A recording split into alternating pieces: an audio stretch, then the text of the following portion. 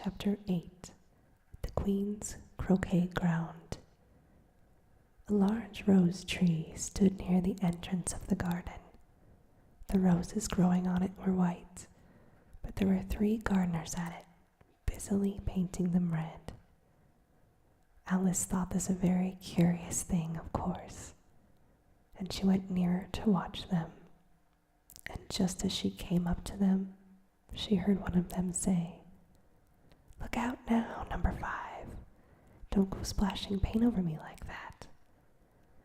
"I couldn't help it," said number 5 in a sulky tone. "Number 7 jogged my elbow." After this, number 7 looked up and said, "That's right, number 5. Always lay the blame on others." "You'd better not talk," said number 5. "I heard the Queen say only yesterday that you deserved to be beheaded." "Well, what for?" said the one who had spoken first. "That's none of your business, number 2, said number 7. "Yes, it is his business," said number 5, "and I'll tell him. It was for bringing the cook tulip roots instead of onions." Number 7 flung down his brush and had just begun, "Well, of all the unjust things," when his eye chanced to fall upon Alice as she stood watching them. He checked himself suddenly. The others looked around also, and then all of them bowed low. "Would you tell me," said Alice, a little timidly, "why you are painting those roses red?" Numbers 5 and 7 said nothing, but they looked at number 2. Number 2 began in a low voice, "Why, the fact is, you see, miss, this here ought to have been a red rose tree, and we put a white one in by mistake, and if the Queen was to find out, we should all have our heads cut off, you know. So you see, miss, we're doing our best before she comes and she sees." At this moment, number 5, who had been anxiously looking across the garden, called out, "The Queen! The Queen!" And the 3 gardeners instantly threw themselves flat upon their faces. There was a sound of many footsteps, and Alice looked around again, eager to see this Queen. First came 10 soldiers, carrying clubs. These were all shaped like the 3 gardeners, oblong and flat, with their hands and feet at the corners. Next came the 10 courtiers. These were ornamented all over with diamonds and walked 2 and 2, as the soldiers did. After these came the royal children.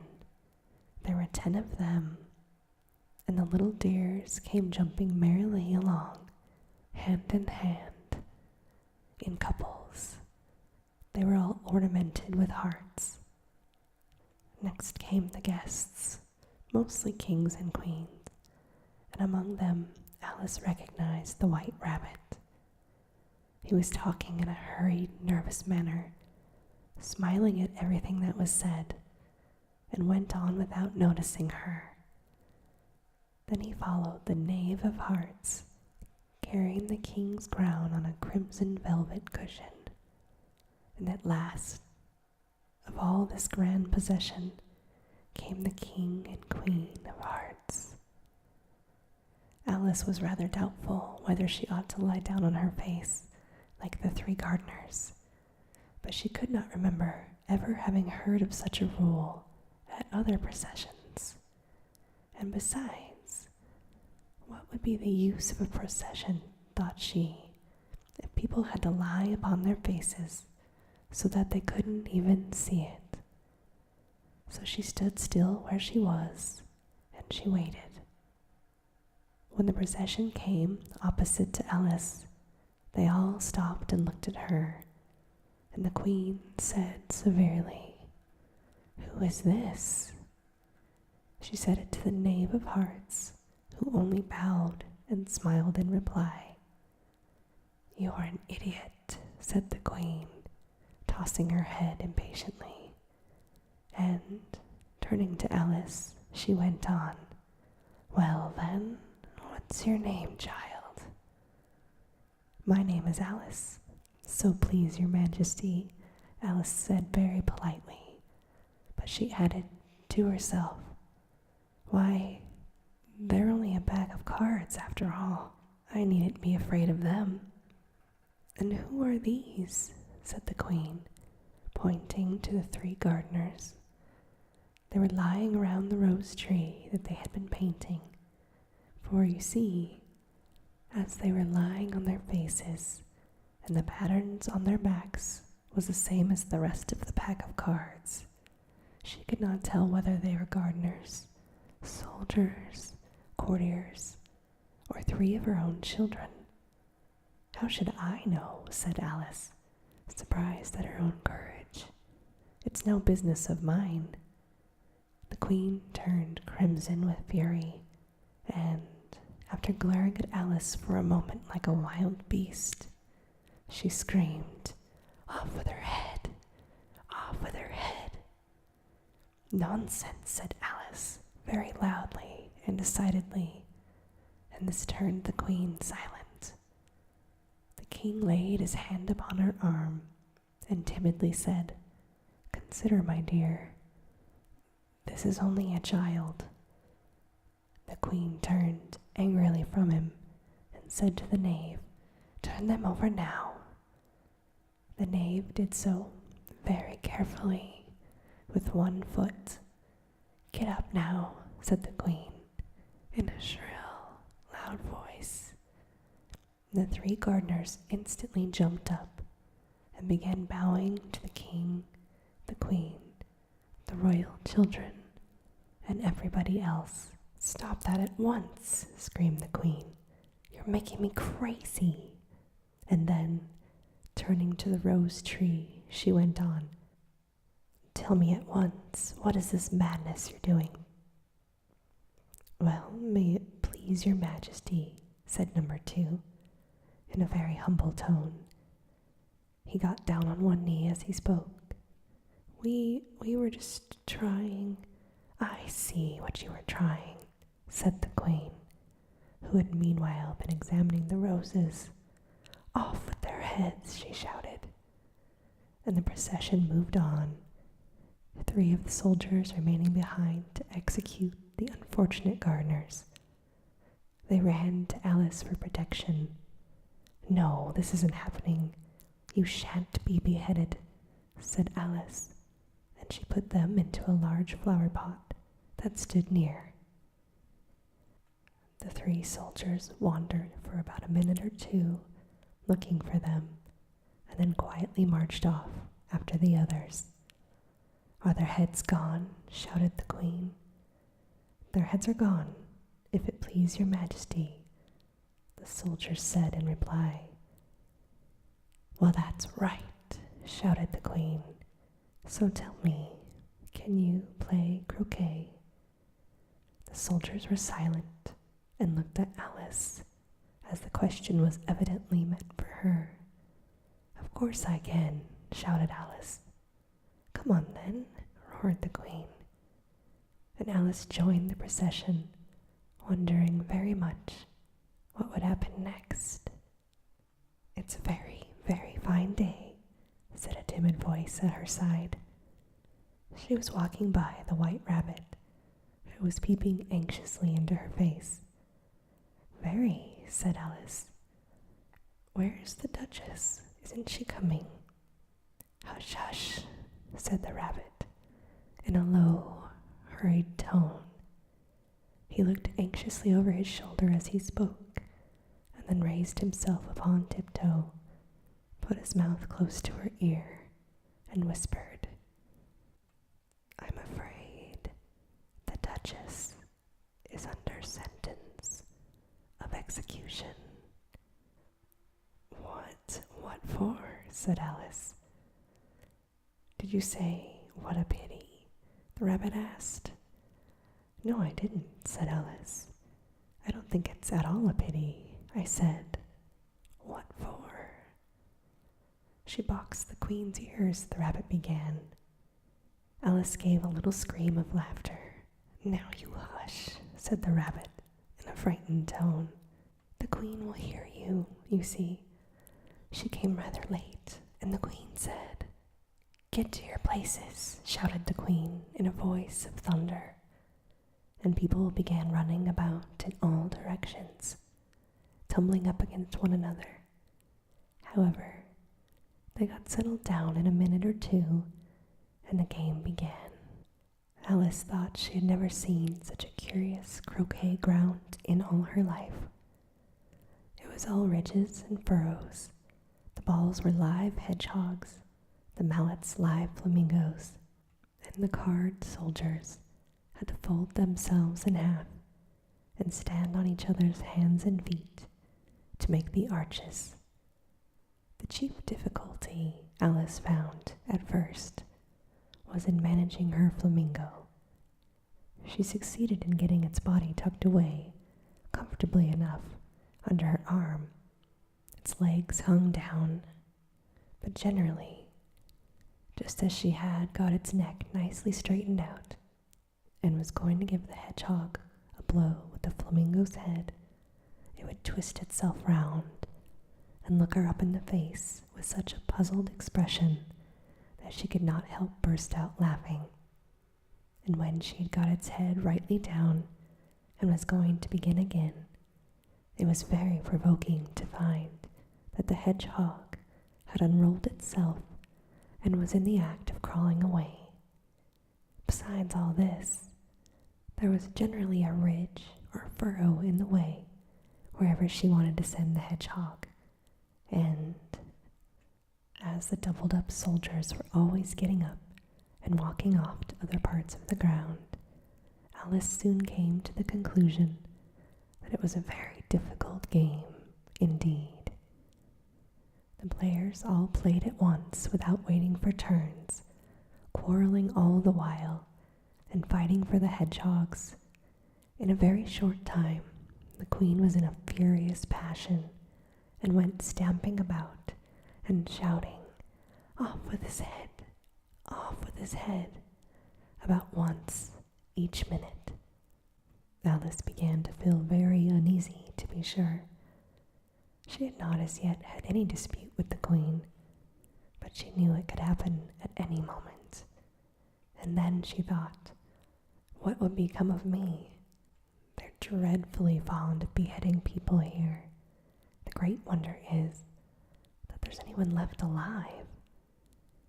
She was looking about for some way of escape and wondering whether she could get away without being seen, when she noticed a curious appearance in the air. It puzzled her very much at first, but after watching it for a moment, she made it out to be a grin, and she said to herself, It's the Cheshire Cat. Now I shall have someone to talk to. Well, how are you getting on now? Said the cat, as soon as there was mouth enough for him to speak with. Alice waited until the eyes appeared, and then nodded. It's no use speaking to it, she thought, until its ears have come, or at least one of them. In another minute the whole head appeared, and then Alice set down her flamingo and began an account of the game. She felt very glad there was someone to listen to her. The cat seemed to think that there was enough of it now in sight, and no more appeared. There was just ears, a nose, a mouth, and a tail. I don't think they play at all fairly, Alice began, in a rather complaining tone. And they all quarrel so dreadfully one can't hear oneself speak. And they don't seem to have any rules in particular. At least, if there are, nobody attends to them. And you've no idea how confusing it is for all of these things to be alive. For instance, there's the arch I've got to go through next, walking about the other end of the ground. He's a card, an actual playing card. And I should have croqueted the queen's hedgehog just now, only it ran away when it saw mine coming. How do you like the queen? Asked the cat. Not at all, said Alice. She's so extremely... Just then, she noticed that the queen was close behind her, listening. So she went on. Extremely likely to win, that it's hardly worth finishing the game. The queen smiled and passed along. Who are you talking to? Said the king, coming up alongside Alice and looking at the cat's head with great curiosity. This is a friend of mine, the Cheshire Cat, said Alice. Allow me to introduce you to him. I don't like the look of him at all, said the king. However, he may kiss my hand if he likes. I'd rather not, the Cheshire Cat remarked. Don't be silly, said the king, and don't you look at me like that. He got behind Alice as he was speaking. A cat may surely look at a king, said Alice. I know I've read that in some book, but I don't remember where. Well, it must be removed, the book and all, said the king very decidedly, and he called the queen, who was passing by them at that moment. My dear, I think we should have this cat removed as well. The queen had only one way of settling all difficulties, great or small. Off with his head, she said, without even looking around. I'll fetch the executioner myself, said the king eagerly, and he hurried off. Alice thought she might as well go back and see how the game was going on. She heard the queen's voice in the distance, screaming with passion. She had already heard her sentence 3 of the players to be executed for having missed their turns, and she did not like the look of things at all, as the game was in such confusion that she never knew whether it was her turn or not. So she went in search of her hedgehog.